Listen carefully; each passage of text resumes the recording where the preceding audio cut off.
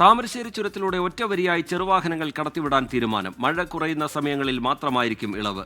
ഭാരമേറിയ വാഹനങ്ങൾ അനുവദിക്കില്ല. ചുരത്തിലെ കല്ലും മണ്ണും പൂർണ്ണമായി നീക്കി. മിഥില ബാലൻ വിവരങ്ങളുമായി ചേരുന്നുണ്ട് കോഴിക്കോട്ട് നിന്ന്. മിഥില, ഈ ചെറുവാഹനങ്ങൾ ഒറ്റവരിയായി കടത്തിവിടാം, പക്ഷേ അത് മഴയൊന്നും ശക്തമല്ലാത്ത സാഹചര്യത്തിൽ മാത്രമാണ്. എന്താണ് പുതിയ തീരുമാനം? എങ്ങനെയാണ് മിഥില?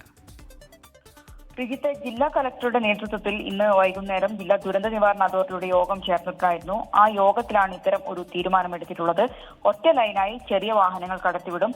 അതായത് മഴ ഇല്ലാത്ത സമയങ്ങളിൽ മാത്രമാണ് ഈ ഒരു ഇളവുണ്ടാവുക. ഭാരമേറിയ വാഹനങ്ങൾ ഒട്ടും തന്നെ അനുവദിക്കില്ല. അത്തരം ഒരു തീരുമാനമാണ് ഇന്നിപ്പോൾ യോഗത്തിൽ എടുത്തിട്ടുള്ളത്. മാത്രമല്ല, ചുരത്തിലെ കല്ലും മണ്ണും പൂർണ്ണമായും നീക്കിയിട്ടുണ്ട്.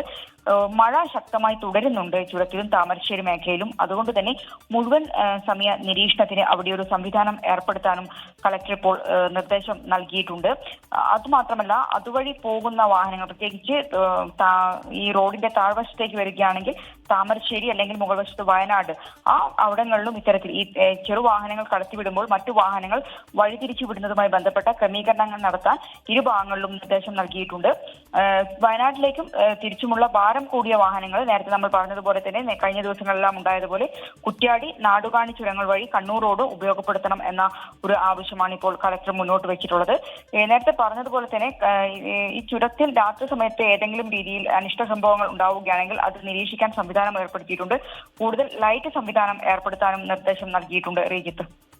ശരി, മിഥില ബാലൻ കോഴിക്കോട്ട് നിന്ന് വിശദാംശങ്ങൾ പങ്കുവയ്ക്കുകയായിരുന്നു. ലോകത്തെവിടെയായാലും ഏത് സമയത്തും 24 വാർത്തകളും ഓഗ്മെന്റഡ് റിയാലിറ്റി പാക്കേജുകളും എക്സ്പ്ലെയിനറുകളും വിശദമായി കാണാൻ ഞങ്ങളുടെ യൂട്യൂബ് ചാനൽ നിങ്ങൾക്ക് സബ്സ്ക്രൈബ് ചെയ്യാം.